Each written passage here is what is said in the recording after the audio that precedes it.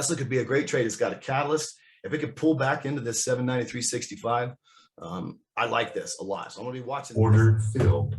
Got Tesla, 793, got the dip there. Taking a little profits into pre-market highs right there. Paid myself a little bit. Take the stress off. I'm going to add those back on a good 5-minute setup here. Order filled. So we got a 50 fib calc. Got a nice payday on this baby now.